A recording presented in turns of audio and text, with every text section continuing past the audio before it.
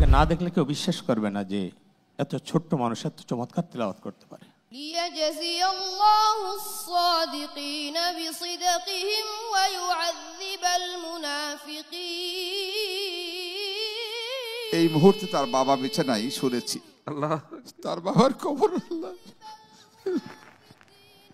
যে বাচ্চার পিতা কবরে আর এইভাবে তিলাওয়াত করতে পারে সেই কবর জান্নাতের অংশ হয়ে যায়। এবার যে প্রতিযোগীকে আপনাদের সামনে আহ্বান জানাচ্ছি তিনি হচ্ছেন কুমিল্লা থেকে আগত ঢাকার মারকাজুল মদিনা এর ছাত্র হাফেজ ওসমান গনি। আউযু বিল্লাহি মিনাশ শাইতানির রাজীম। বিসমিল্লাহির রহমানির রহিম। لقد كان لكم في رسول الله أسوة حسنة لمن كان يرجو الله واليوم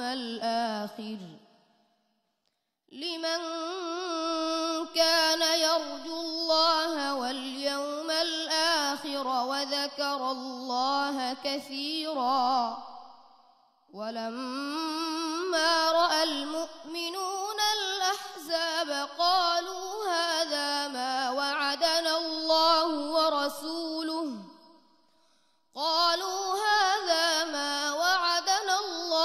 ورسوله وصدق الله ورسوله وما زادهم إلا إيمانا وتسليما من المؤمنين رجال صدقوا ما عاهدوا الله عليه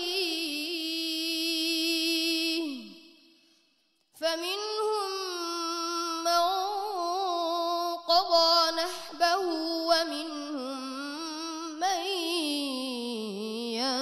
ينتظر وما بدلوا تبديلا ليجزي الله الصادقين بصدقهم ويعذب المنافقين إن شاء أو يتوب عليهم إن الله كان غفورا رحيما ورد الله الذين كفروا بغيظهم لم ينالوا خيرا وكفى الله المؤمنين القتال وكان الله قويا عزيزا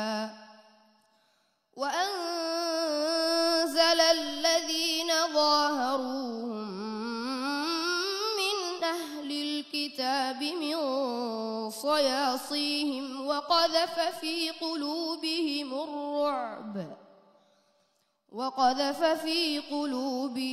الرعب فريقا تقتلون وتأسرون فريقا وأورثكم أرضهم وديارهم وأموالهم وأرضا لم تطئوها وكان الله على كل شيء قديرا حسبك صدق الله العظيم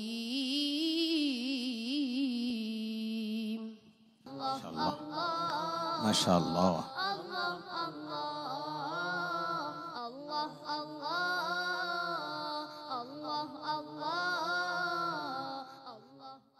এই ছোট্ট মানুষ আল্লাহ আকবার, ওকে না দেখলে কেউ বিশ্বাস করবে না যে এত ছোট্ট মানুষ এত চমৎকার তিলাওয়াত করতে পারে।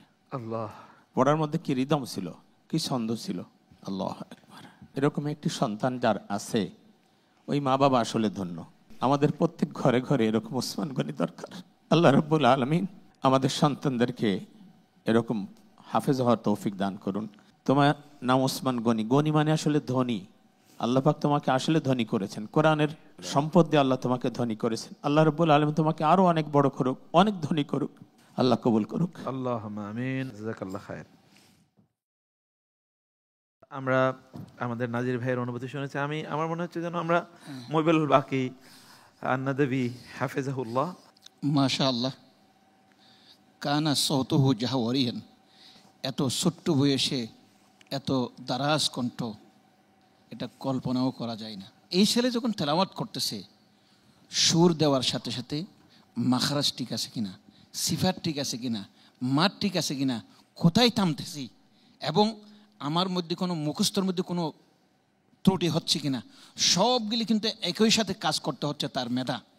সব কাজ করেই এরকম একটা উপস্থাপন আমাদের সামনে এসেছে। একটু কথা বলতে চাই, এত ছোট বয়সে এত সুন্দর কোরআন তেলাওয়াত করতে পারে, আল্লাহ, এটা আসলে আরব দুনিয়ার হাফিজ যারা আছে তারা বিশ্বাস করবে না। আল্লাহ, এত ছোট হাফিজ, এত সুরের লহরী সে দিচ্ছিল বারবার, মনে হচ্ছিল ইমান বাড়তে আছে। এই ইফতারের পূর্ব মুহূর্তে যারাই শুনবে তার তেলাওয়াত প্রত্যেকের ইমান বাড়বে। আর এই জন্যই তো আল্লাহ তাআলা জান্নাতের মধ্যে সবচেয়ে বড় নিয়ামত রাখছেন কোরআন তেলাওয়াতের প্রোগ্রাম। আল্লাহ নিজে কোরআন তেলাওয়াত করবেন, দাউদ আলাইহিস সালাম কোরআন তেলাওয়াত করবেন, আমাদের নবী যে কোরআন তেলাওয়াত করবেন। এই বাচ্চার তেলাওয়াত প্রমাণ করে জান্নাতের ওই মাহফিল কিরকম হতে পারে। সুবহানাল্লাহ। আমি এটার সাথে এক যোগ করতে চাইতেছি যে আসলে তার তেলাওয়াতের মাধ্যমে আমি জান্নাতে যেটা হাফলাতুল কোরআন হবে এবং সূরা দাউদি লেহান থাকবে, জনাব মুহাম্মদ রাসূলুল্লাহ সাল্লাল্লাহু আলাইহি ওয়াসাল্লাম তেলাওয়াত করবেন, সর্বশেষ আল্লাহ পাক রব্বুল আলামিন আর রহমান আল্লামাল কোরআন তেলাওয়াত করবে। এই সুরের মূর্ছনা, এই গুঞ্জন, এই ব্যঞ্জন আমি ওই তেলাওয়াতের মধ্যে আপনি পেয়েছেন। আমার মনে হয় আমাদের কারি আতা আমি তার মা বাবা সহ উস্তাদ সবাইকে আমি স্যালুট জানাই। আল্লাহ আমাদের এরকম বাচ্চা দান করুন। আল্লাহুম্মা আমিন। জনাব, আমি খেমে গেছি, তার তেলাওয়াত শুনে বেকুল হয়ে গেছি যে আজকের এই মুহূর্তে তার বাবা বেঁচে নাই, শুনেছি আল্লাহ, তার বাবার কবর। আল্লাহ,